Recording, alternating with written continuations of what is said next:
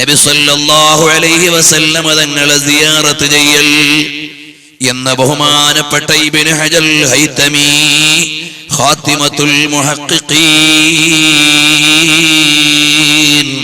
മഹാനവറുകൾ രേഖപ്പെടുത്തുമ്പോൾ ആ ഹബീബായ നബി സല്ലല്ലാഹു അലൈഹി വസല്ലം തങ്ങളുടെ തിരുഹളറത്തിലെത്തിയപ്പോൾ ഞങ്ങൾക്ക് സന്തോഷം വന്നെത്തി എന്ന് പറഞ്ഞ ആദരണീയരായ ഉസ്താദ് അവർകൾ ആത്മീയ സാന്നിധ്യത്തോടെ ഈ സദസ്സിൽ പങ്കാളിയാകുമെന്ന് ആശിക്കുമ്പോ അറിയുമോ നബി സല്ലല്ലാഹു അലൈഹി വആലിഹി വഅസ്ഹാബിഹി വസല്ലം തങ്ങൾ ലോകത്തുള്ള എല്ലാ വിശ്വാസികളുടെയും ചലനങ്ങൾ അറിഞ്ഞുകൊണ്ടിരിക്കുകയാണ്. നബിതങ്ങൾ വിളിക്കുന്നു ആരെയാണ്? അവിടത്തെയുടെ സന്നിധാനത്തിൽ വാങ്ങുകൊടുത്ത പ്രമുഖനായ സ്വഹാബികളുടെ നേതാക്കളിൽ ഒരാൾ സയ്യിദുനാ ബിലാൽ റളിയല്ലാഹു തആല അൻഹു. അവിടുന്ന് സിറിയയിൽ കിടന്നുറങ്ങുന്ന സമയത്ത് വിളിക്കുന്നു. പാതിരാത്രി സമയമായപ്പോ നബി സല്ലല്ലാഹു അലൈഹി വസല്ലം തങ്ങൾ വിളിക്കുകയാണ്, മാ ഹാദിഹിൽ ജഫവതു യാ ബിലാൽ,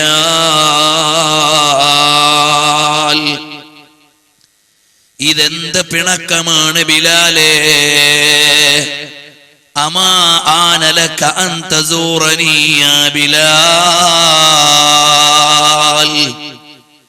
ഇനിയും എൻ്റെ അടുക്കലേക്കൊന്ന് വരാനായില്ലേ ബിലാലേ, എന്നോട് പിണങ്ങിപ്പോയോ ബിലാലേ എന്ന് പറയുന്ന സമയത്ത് ബിലാൽ ഇബ്നു റബാഹ റളിയല്ലാഹു അൻഹു രാത്രി തന്നെ എഴുന്നേറ്റ് പുറപ്പെടുന്നു.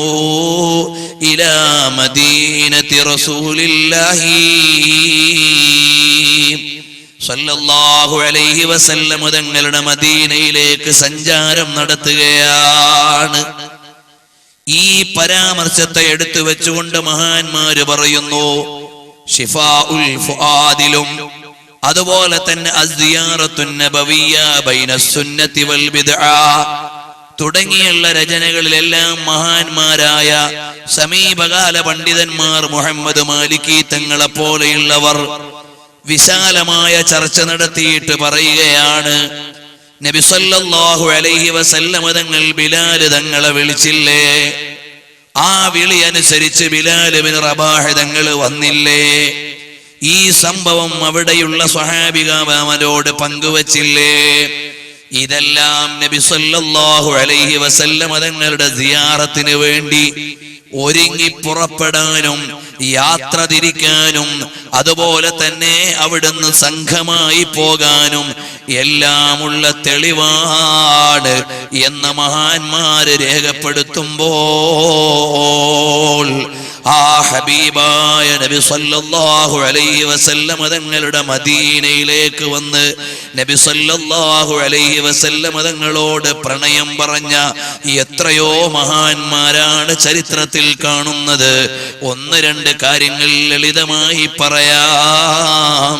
സറാപ്പാ ചമൻ ഹേ ദിയാറേ മദീന ദവാമാശനാ ഹേ ബഹാറേ മദീന.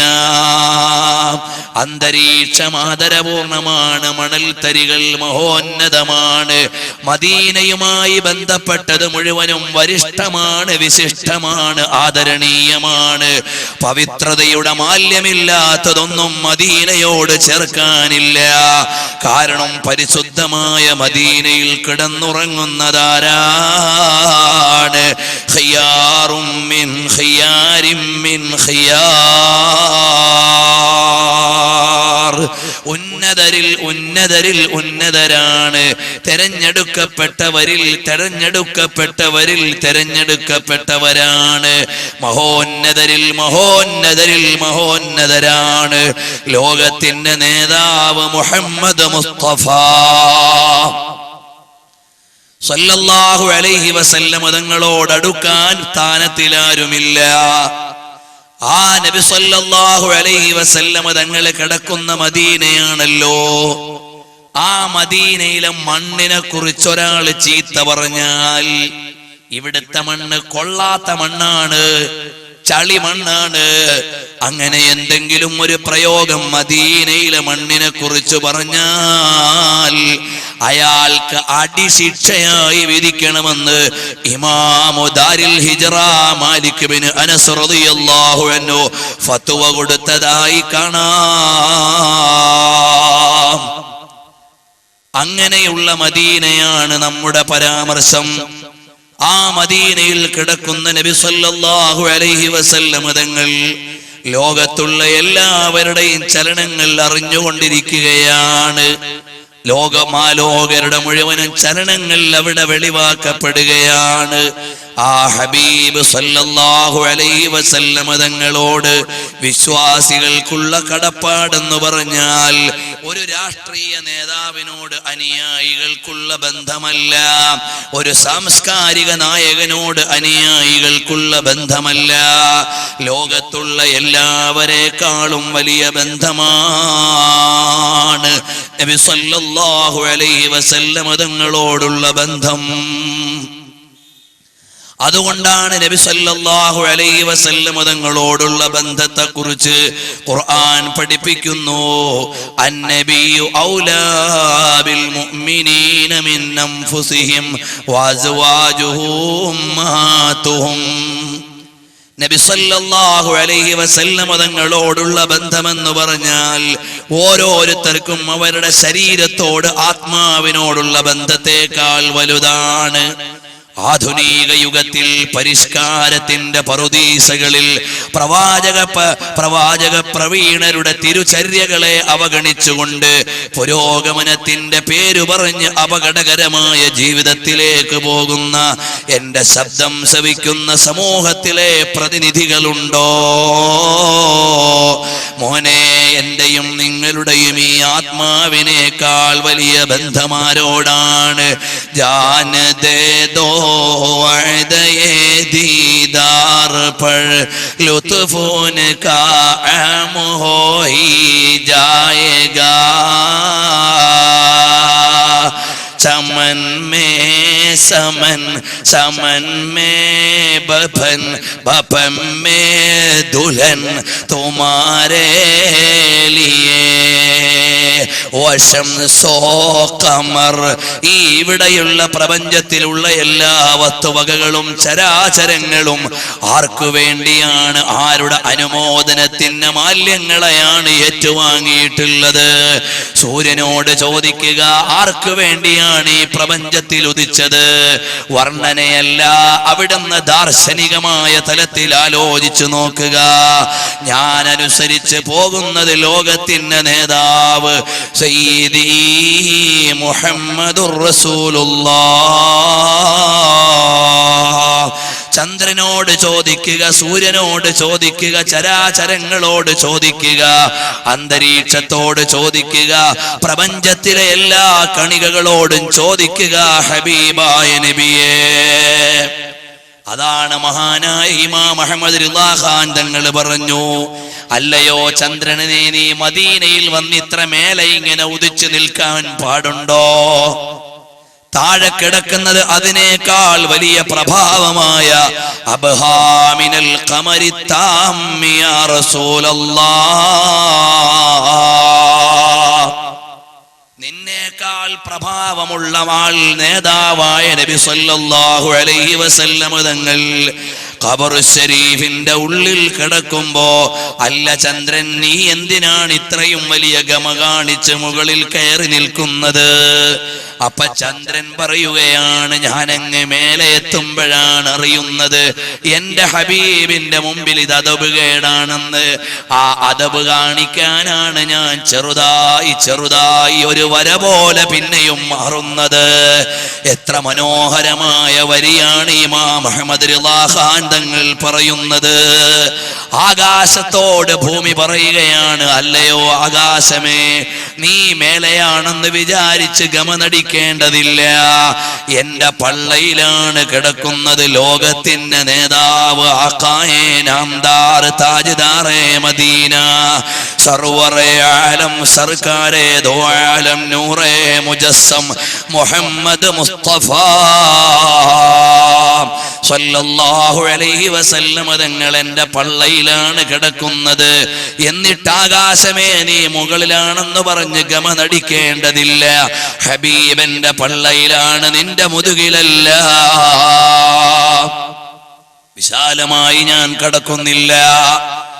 ഇതുപോലെ നബി സല്ലല്ലാഹു അലൈഹി വസല്ലം തങ്ങളെ വർണ്ണനയുടെ വസന്തങ്ങൾ കൊണ്ട് മാല്യമണിയിച്ചവർ, അനുരാഗത്തിന്റെ തിലകം അവിടുന്ന് ചാർത്തിക്കൊടുത്തവർ, അങ്ങനെ ലോകത്തുള്ള കോടാന കോടി വരുന്ന ജനങ്ങളുടെ ഹൃദയത്തിന്റെ ഉള്ളിൽ ജീവിക്കുന്ന നേതാവ് സയ്യിദുനാ വഹബീബുനാ മുഹമ്മദുർ റസൂലുള്ളാഹി സല്ലല്ലാഹു അലൈഹി വസല്ലം തങ്ങളുടെ മദീനയെ ലക്ഷ്യം വെച്ചുകൊണ്ട് ലോകത്തുള്ള എല്ലാ മഹാന്മാരും സഞ്ചരിക്കുകയാണ്. അറിയുമോ ബഹുമാനപ്പെട്ട സയ്യിദുനാ വഹബീബുനാ മുഹമ്മദുർ റസൂലുള്ളാഹി സല്ലല്ലാഹു അലൈഹി വസല്ലം തങ്ങളുടെ തിരുസവിധത്തിലേക്ക് ചെന്നാൽ നീ യാ റസൂലുള്ളാഹിന്റെ മുമ്പിൽ ചെന്നിട്ട് ആദരപൂർവ്വം നിൽക്കണം. നിന്റെ കണ്ണു താഴ്ത്തിയിട്ട് ഹബീബിനോട് പറയണം, യാ റസൂലല്ലാഹ്, എല്ലാ പാപങ്ങളും കഴുകാനും മോശങ്ങളും മാറ്റാനുമാണ് ഞാൻ ഇവിടത്തേക്ക് വന്നതെന്ന് റസൂലുള്ളാഹിന്റെ മുമ്പിൽ നിന്ന് പറയണമെന്ന് ലോകത്തുള്ള 40 മഹാന്മാരുടെ സിയാറത്തുകൾ അതാ ഒരൊറ്റ ഗ്രന്ഥമായി തന്നെ നമ്മുടെ കയ്യിലേക്ക് കിട്ടുന്നു. അതിൽ ഒന്നാമത്തെ മഹാനാരാണ്? അൽ ഇമാമുൻ നവവി റളിയല്ലാഹു അൻഹു ആണ്. നവവി ഇമാം തങ്ങൾ മദീനയിലേക്ക് ചെല്ലുന്നു. നബി സല്ലല്ലാഹു അലൈഹി വസല്ലം തങ്ങളുടെ തിരുസവിധത്തിലേക്ക് ചെന്ന് നിൽക്കുകയാണ് നവവി ഇമാം തങ്ങൾ. എന്നിട്ട് വിളിക്കുന്നു, അസ്സലാത്തു വസ്സലാമു അലൈക യാ റസൂലല്ലാഹ്. അല്ലയോ ഹബീബായ നബിയേ, ഞാനിതാ അവിടുത്തെയുടെ തിരുസവിധത്തിലേക്ക് വന്നിരിക്കുന്നു. എന്നിട്ട് നബവി ഇമാം തങ്ങൾ സിയാറത്തിനെ കുറിച്ച് പറയുമ്പോൾ പറയുകയാണ്, റസൂലുള്ളാഹി സ്വല്ലല്ലാഹു അലൈഹി വസല്ലം തങ്ങളുടെ ഖബറിന്റെ അടുക്കലേക്ക് നീ ചെല്ലണം. എന്നിട്ടോ ഹബീബായ നബിയുടെ ഖബറിന് നേരെ നീ നിൽക്കണം. ഫയസ്തദ്ബിറുൽ ഖിബ്ല, ഖിബ്ലയെ പിന്നിലാക്കി നബി സ്വല്ലല്ലാഹു അലൈഹി വസല്ലം തങ്ങളുടെ ഖബറിനെ അഭിമുഖമാക്കി നിൽക്കണം. വയഖിഫ നാളിറൻ ഇലാ ജിദാരി ഖബരി റസൂലില്ലാഹി. നബി സല്ലല്ലാഹു അലൈഹി വസല്ലം തങ്ങൾ കിടക്കുന്ന ഖബറു ശരീഫിന്റെ മതിലിലേക്ക് വിനയപൂർവ്വം നീ നോക്കി നിൽക്കണം. എന്നിട്ട് സലാം പറഞ്ഞിട്ടൊരു 4 അടി ഇങ്ങോട്ട് മാറി നിന്ന് ഹബീബായ നബിയുടെ തിരുസവിധത്തിൽ അവിടുത്തെയുടെ മുമ്പിൽ അവിടുത്തെ അഭിമുഖീകരിച്ച് അല്ലാഹുവിനോട് ദുആ ചെയ്തോ മോനെ. ഇന്ന് ലോക വൈജ്ഞാനിക ചക്രവാളത്തിലെ കിരീടം വെക്കാത്ത രാജാവ്, സൂക്ഷ്മാലുവായ പണ്ഡിത തേജസ്വി, ജീവിച്ചതിനേക്കാൾ വലിയ വിപ്ലവം വൈജ്ഞാനിക ലോകത്ത് നടത്തിയ മഹാൻ, എല്ലാ വൈജ്ഞാനിക ശാഖകളിലും അഗ്രേസരന്മാരുടെ ഗണത്തിൽ പരിഗണിക്കപ്പെടുന്ന അൽ ഇമാമുൻ നവവി റളിയല്ലാഹു അൻഹു പറയുമ്പോൾ അവസാനം മഹാനവറുകളെ സിയാറത്ത് ചെയ്യുന്ന നേരം പറയുകയാണ്, അദ്ദൈതൽ അമാനത വനസഹ്തൽ ഉമ്മത വകശഫ്തൽ ഉമ്മത യാ റസൂലല്ലാഹ്.